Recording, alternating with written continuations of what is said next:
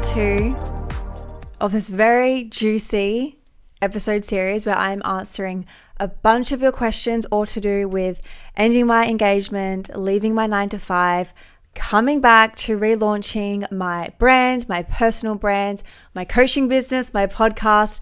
I put it up on my Instagram stories a few weeks ago where I invited you to send in your burning questions. There were no questions off limits, and I got so many juicy things that you guys wanted to know. So I'm doing my absolute best to get through all of them in this episode, so much so where this is now part 2. So if you have not tuned into part 1, you best go back and listen to that and then come back to part 2. If you tuned into part 1, I really hope you enjoyed, and buckle in because we're going to get started straight away. So the next question we are going to answer is this. This is a good one, guys. How do I start showing up 1000% for myself and in life without letting the fear of being seen holding me back? The question also goes on and says, how can I stop blending in just to fit society's mold while staying true to who I am and what I stand for? I've been struggling with this since kindy days, and obviously being mixed racial, moving countries at a young age hasn't made it any easier. I've got compassion for that because that is something I haven't been through. I've lived in Australia and I never moved from Australia. So I can't imagine the complexities of that. So that's a layer that I can't really talk into too much. But firstly, I thank you for asking that question, because I can totally see how so many people go through this. And this is what I was doing for such a long time. When I was in that situation just before what I mentioned, I wasn't showing up 1000% for myself. I really turned my back on so many of the things I loved in my life. And that has been like not one, but many of the lessons from that. And it's so interesting because life really is a mirror and it's all a projection of our reality. And so if there are certain areas of our life that we are neglecting, there will be lessons and there will be people that often also offer that neglect to us. Okay, I hope that makes sense. And so with this question here, how to start showing up 1000% for yourself and in your life without letting the fear of being seen holding me back. What is that fear of being seen mean to you?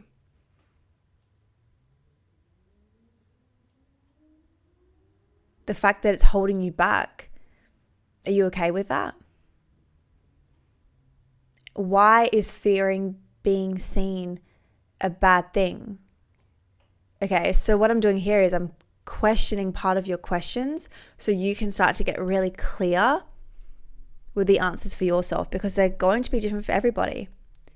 So if you're somebody that does want to start showing up 1000% for yourself and in life, and you're not, first of all, meet yourself where you are. That's okay. Give yourself compassion and grace.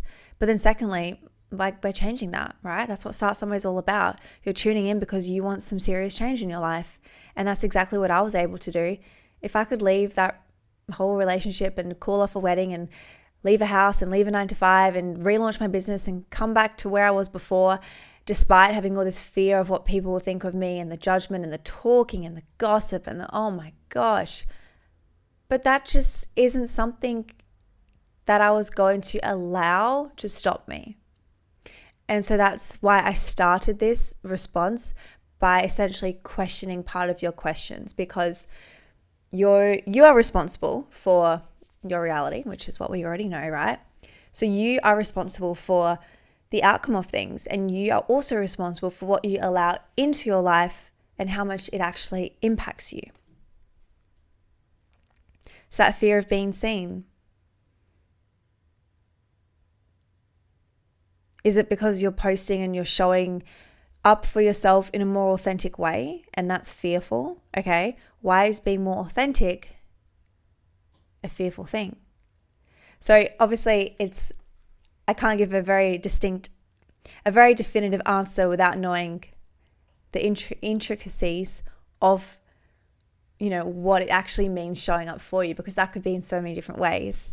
And so instead, for all the listeners and also to this lovely, lovely lady who asked this question, ask yourself, how can you start to stay true to yourself? So what are some areas in your life that perhaps you are neglecting? I mean, you mentioned being mixed racial and moving countries.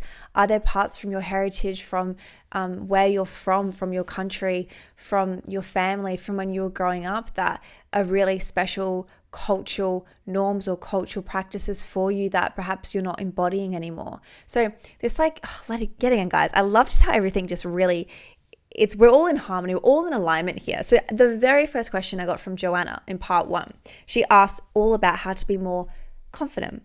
And a part of my answer was authenticity, okay? And so this question, I can see there's a bit of a similarity here.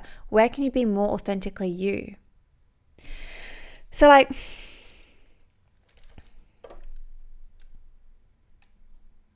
for example, one of the gyms I go to is Good Life, which is all over Australia. It's quite well known. And I feel some people think it's I feel you either like it or you don't, right? And the point is, when I tell people I go there, it's really interesting, the response. Some people kind of are like, oh, you go there? Like, why do you go to Good Life for? Because, I don't know, it's more parents, mums, dads, like that kind of vibe.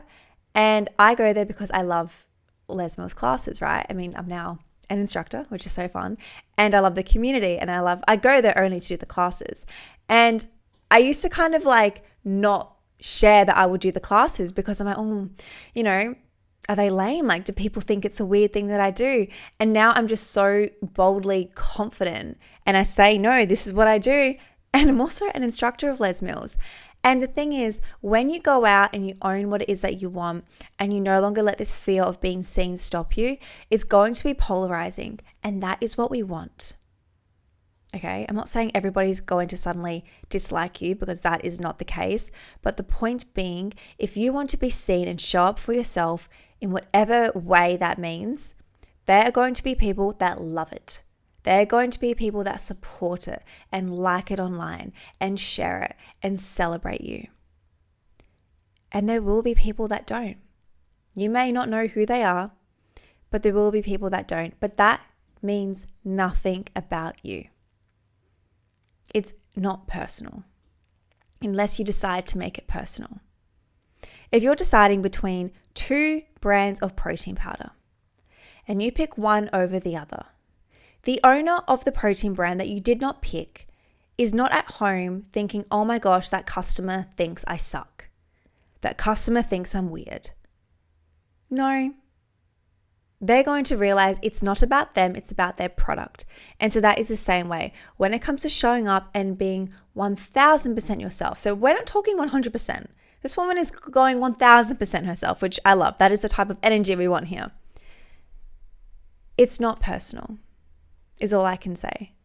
And something I always tell myself and my clients and my friends, and just something I always share, if we are wanting to post online, show up more, either online or offline, and we are fearing that people are going to be talking about us, let them. Let them talk about you, because they have nothing else going in their life other than to talk about you. So that's great. You're the center of their conversation. Okay? Amazing. I've just finished reading Mel Robbins' book, Let Them. And, it was a very simple read in terms of a lot of things that I kind of already knew, but I also love reading those kind of very simple mindset books as reminders, because I often get really profound realizations, even though they're really simple terms that I already knew. I mean, don't be a know-it-all, always be like a bit of a sponge. And obviously, the whole book is all about letting them. And I feel like I picked it up at a really great time in my life where there were people perhaps disappointing me, or there were things happening where normally I would get off my high horse and be like, oh my gosh, that's not what should happen. Like, oftentimes, and this used to be me for quite a while, I would get upset if somebody didn't behave or respond in a way that I would, and I would take it personal. So if there was, I don't know, a conflict or a disagreement, or, something where there's a bit of turbulence happening, and that person did not respond, react, speak how I would immediately get pissed off. And I'm like, well, that's not what I would do. So no, that is the most emotional immaturity response ever, because you cannot expect people to think the same as you. That's the whole point of who we are. We're just vastly different people. We respond in different ways, and it doesn't need to be personal. And that's just the difference between people that are super emotionally mature and those who are not. And that's not saying that one is better than the other. Like I said, that used to be me, guys. Like, I'm not over here saying I'm this emotional, wise, like intelligent monk person. That literally was me not even that long ago. That's why I read the book, Let Them. So let them is also my answer to this. Let them talk about you. If that's what is really holding you back. Is it like, are we really going to allow what people might be thinking of us stop us from starting? Like, that sounds like a bit of a cop-out if you ask me. Imagine if you could actually start and do the thing. I shared this in part 1. The reason that I just keep on going and I have this inner motivation and determination is because the idea of not knowing what would happen if I stopped keeps me up at night. Like, I'm going international, global recognition, speaking on stages, the podcast, having its own show, like a live show, recording in Europe, having all these international famous guests. Like, that's where I'm going. And the idea of stopping this and just making my bed and calling it a day, like the wonder of like, but what if I kept on going?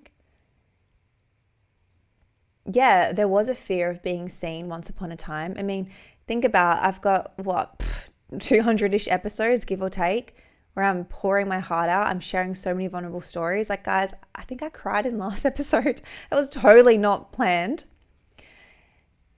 But it's authentic to me. And authenticity is everything. Authenticity is a big pillar of my brand. It's also what makes you magnetic, okay? I teach so much about magnetic marketing, and that's the whole piece of being vulnerable. And knowing that you don't need to have it all figured out. It doesn't need to be all perfect. It's messy action. I was on a coaching call yesterday with a client, and he was saying how he's just waiting for perfectionism and it needs to be perfect and all this thing. And I'm like, you do realize perfectionism is actually just a form of procrastination, which is a result of fear, because we're just waiting to get ready. That's such a prominent thing, and that's something I used to do so much. Like, how many of us feel productive by writing a to-do list? We're like, yay, I'm productive. It's like, no, babe, that's not it. It's more than that. And it's not even just ticking off the things in the to-do list. It's like, what are you actually putting on that to-do list? Are you putting on the tasks that are going to move the needle? And if you're like, oh my gosh, Isabel, like, what are those tasks? My vision planning roadmap is the resource for you. It's a completely free guide which gets you so crystal clear on all the steps that you actually need to take. And this is the process that I've used to literally tick off so many of my goals in quarter 1. I'm just like, whoa, overachiever. That's me.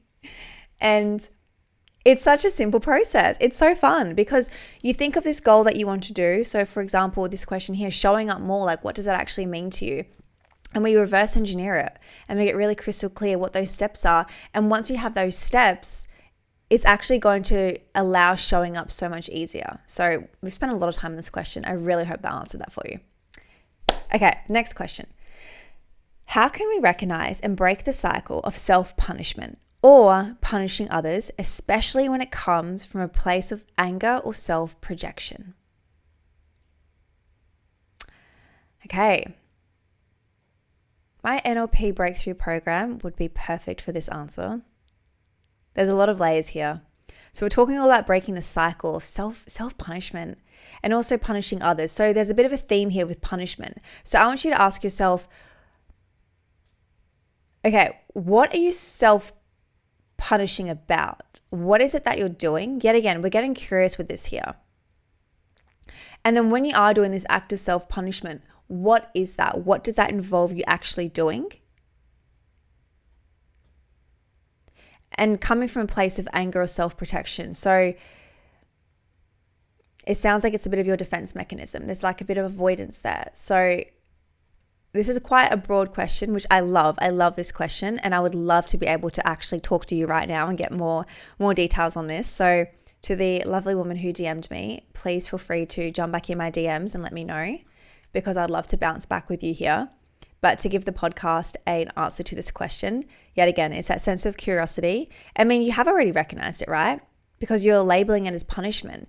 And in terms of breaking the cycle, okay, what can you replace it with instead? But more so, why are you doing that? And then start to call yourself up on that. Because I often say awareness is like 80% of it already done, in terms of if we want to work through a particular habit or break a particular cycle. More times than not, we're in that cycle without knowing we're in that cycle. And so when we can recognize that, hey, this is a cycle I don't like, okay, great. What is the root cause to it?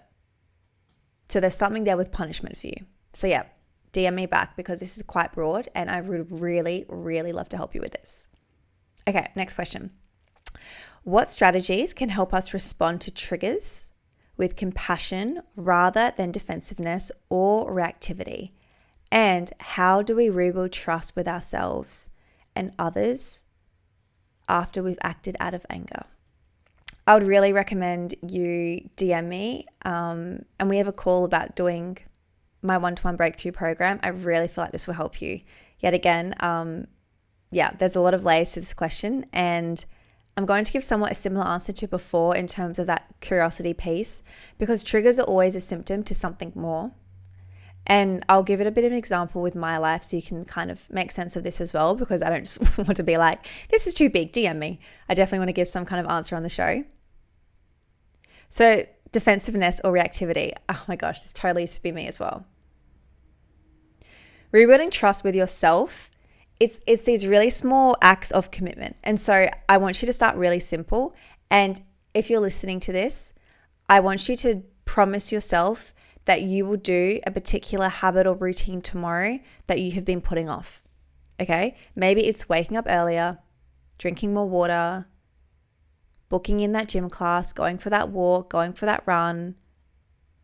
I want you to actually think of what that thing is right now, completing that task, doing your study, doing your homework, whatever that is, and commit to it. Put it in your calendar if you have to. Put a reminder on your phone. Put an alarm on. And the reason I share this is because commitment and self-confidence is built when we can prove to ourselves that we can actually do the things we tell ourselves we're going to do. That's why we get such a dopamine hit when we write a to-do list and tick something off on that box, okay? And a lot of the times, more times than not, and I speak about this because this was me. So for so long, I've been really wanting to get my email list up and running. So if you are in my email list, you would have received a few emails from me over the past few days. I hope you've been enjoying them. They've been so much fun to create. And I had this on my list for so long and I was avoiding it, okay? And so I wrote it out. I wrote out the plan I was going to do. And once I achieved that and I ticked that off my list, first of all, that dopamine hit, tick, beautiful. But more so, it was the person that I became who did that thing, okay? And what I mean by this is it instills a sense of confidence and trust in yourself when you say to yourself, you're going to do these certain things. So like, for example, I've mentioned this a bit on the show, I'm looking at moving interstate. And this has been something I've been wanting to do for too many years, 3-4 years. It just hasn't happened for many different reasons. And I know when it happens, oh my God, the confidence it's going to surge through me, I know is going to be something I haven't even experienced yet, because this has been a commitment I've wanted to make for years and years, and I haven't.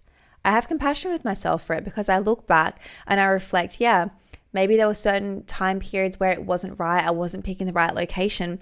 However, once I do that thing and it actually happens, the confidence it's going to instill in me is going to be incredible, okay? And this is what I mean by committing to yourself. And this is why I want you to start super simple with what is that one task you keep putting off that you can do tomorrow.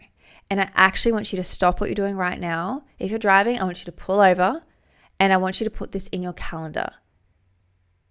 as a reminder, as an alarm, whatever is going to work for you, because it's these really simple practices that build big results. I can't stress that enough. People think we need to create this huge change in our life and completely just shift everything to get big results. I mean, that plays a bit of a part, but mostly it's these really small practices that are often overlooked that lead to huge, huge results. So I want you to do this to the lovely woman who asked me this question, and also DM me as well, because I really feel like I can help you with my breakthrough program with the NLP practices and processes I have.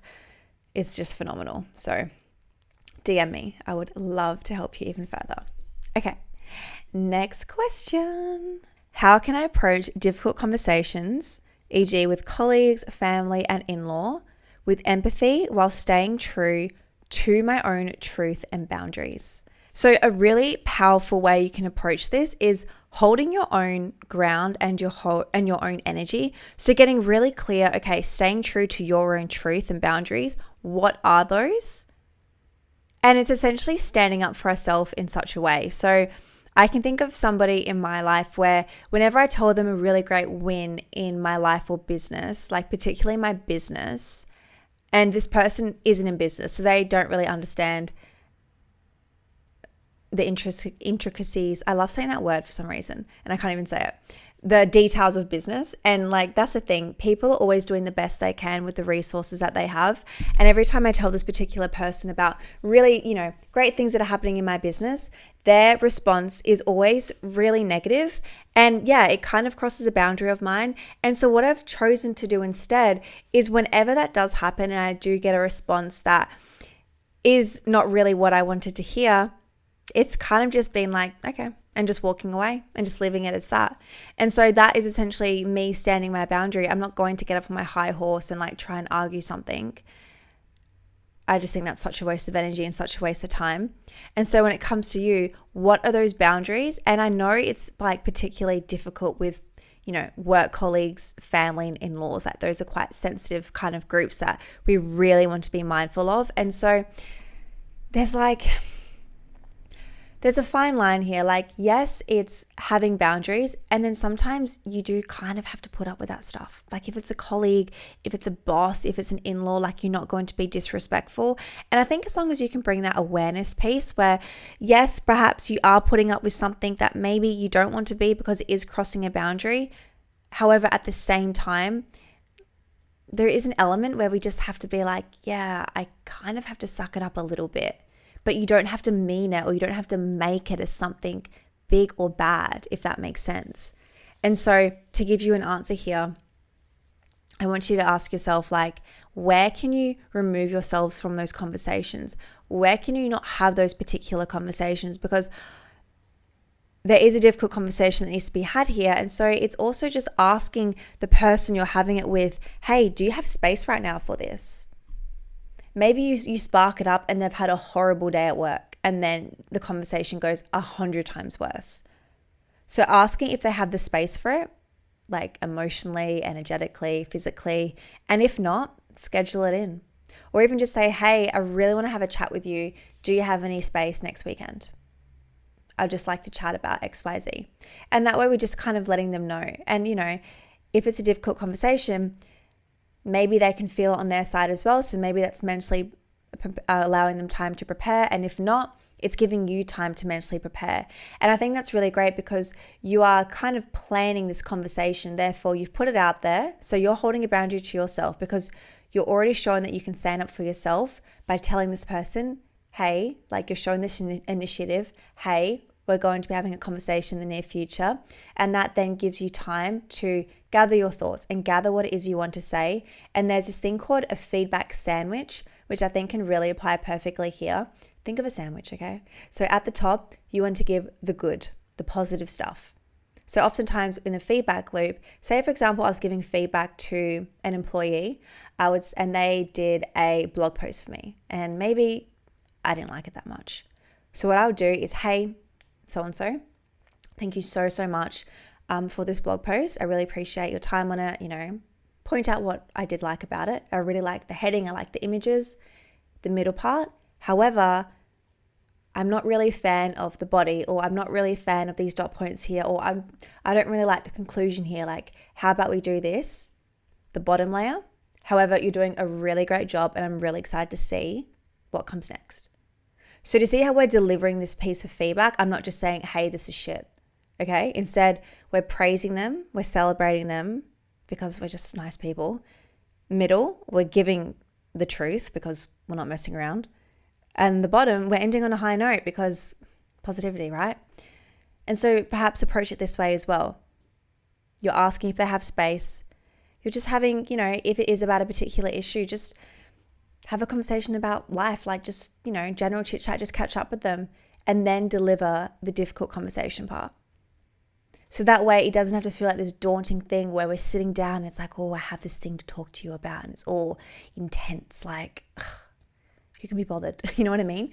So instead, just, I guess, kind of make it lighthearted. Obviously depends how drastic the difficult conversation is, but I think that's something that can really help. And I know I've been on the other end of this where I've had difficult conversations with, employers or family, in-laws. And it's like, it's sitting down, it's creating that space, and just know like that person is probably also feeling how you're feeling as well. So get really clear on the conversation, and that is what is going to help you feel like you are owning your truth and your boundaries, because you're essentially going into that conversation not with a sense of control. However, you're feeling like almost in control of your emotions. You're feeling in control of the situation on your end. You're not controlling them, but on your end. So I hope that answers your question. Okay. Next question is, what can I do to stay grounded and present when dealing with FOMO? That is so good. Oh my gosh. Okay. Remind yourself you are exactly where you are supposed to be. So there's always going to be expectations from society, thinking that we need to be way further ahead in life. I was on a call with a client the other day, and he was saying this exact thing. He keeps comparing himself to these like multi-million-dollar business owners who are 21 years old, driving Ferraris and living in mansions and this whole life, which is like, that's great. However, don't compare your day one to their day 1,000. Maybe you're on the same days. Don't compare your situation to their situation, because you are always exactly where you need to be. And I can speak on this because I always feel like this as well. Like, it's so common. And it actually was only a couple nights ago where I was feeling this exact way. And my friend posted this exact quote on Instagram.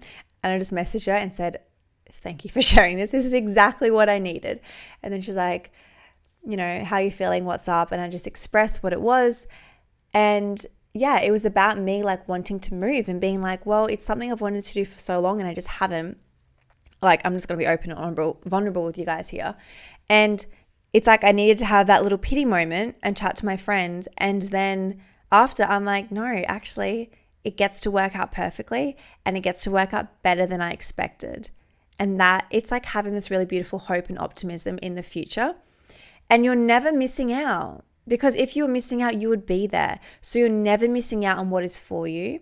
I remember when I first like really understood this whole kind of dealing with FOMO situation, like years and years and years ago.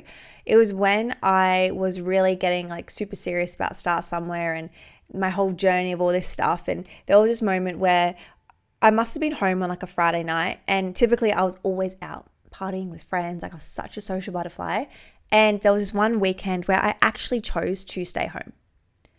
And I remember, classic, seeing everybody's Instagram stories being like, oh my God, like, should I be out? Like, there's this party and there's this event. Like, why am I home?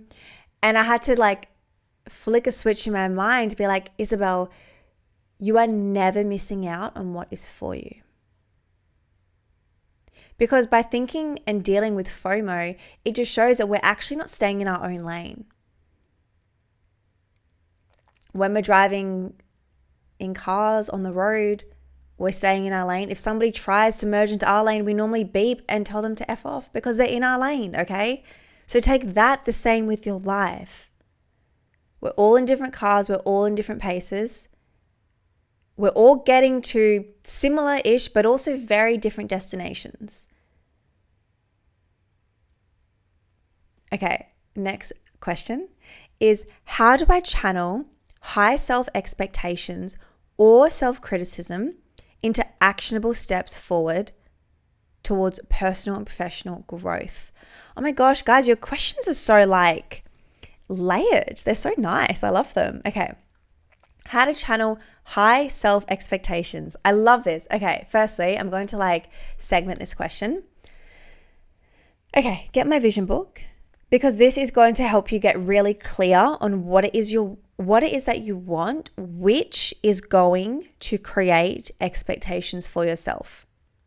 And once we have these down pat, we can then start to channel, I love how you say here, these high self-expectations. So it's coming back to making those little promises for ourselves. What are those things that we tell ourselves we're going to do, yet we don't do them? Okay? So for example, when I went on my NLP training a couple of weeks ago in the Gold Coast, which, by the way, guys, I need to do a whole episode on that because that was just phenomenal. And that was a training that I knew I wanted to do for years and years. So one of my good friends, Katie Walker, went on the training 4 years ago. She's actually been on the podcast quite a few times. And I saw her journey go through. I saw her shifts, her transformation, her success. I was like, yes, I love that. It's just not me yet, for whatever reason. Excuses, probably. However, when I finally went to the training, it's the thing, as I said, with moving, because I had finally done that and that was something that I really wanted to do, the confidence it gave me after is how I got that high self-expectation. And so it's coming back to asking yourself, you've asked here, actionable steps forward towards personal and professional growth. So getting really clear, what is that end goal for your personal and professional growth? Maybe in 3 months, in 6 months, in 1 year, in 10 years, in 5 years, whatever that timeline is for you. But get clear, and then we're going to start to break it down. This is all the actionable steps, right? This is all what Start Somewhere is about. So I know I keep saying the ebook. I won't say it any more times, I promise. And this is something I help so many of my clients with as well. And what I do myself, for example, there's been this project that I've been wanting to execute for months and months, and I'm just not doing it. And I'm like, oh my gosh, Isabel, why am I not doing this thing? I keep telling myself I'm going to do it. And it wasn't until literally yesterday, which is, guys, I'm just showing you, I'm only a few steps ahead of you. I totally get it. But I have all the tools to help you get there. And so I just got clear with myself. I'm like, what I want to do, it's too broad. It's too it's not clear enough. And so I actually broke it down into these actionable steps forward. And now I can clearly see what I need to do. And by me taking those steps forward is going to channel that high self-expectation. So what it is I'm doing, guys, I know you guys are curious. So one of the goals I'm working towards, if you follow me on Instagram, which if you're not, what are you doing? If you follow me on Instagram, you would know I'm a bit of a baking queen these days. It's not even a baking era. It's just my lifestyle. I've always been such a baker. I love it. I love to cook. I love to bake. Particularly, I love to bake. But specifically, I love to bake low carb, low sugar, keto treats. Banana bread is my OG signature recipe. And so I'm essentially trialing so many different recipes to get the perfect one.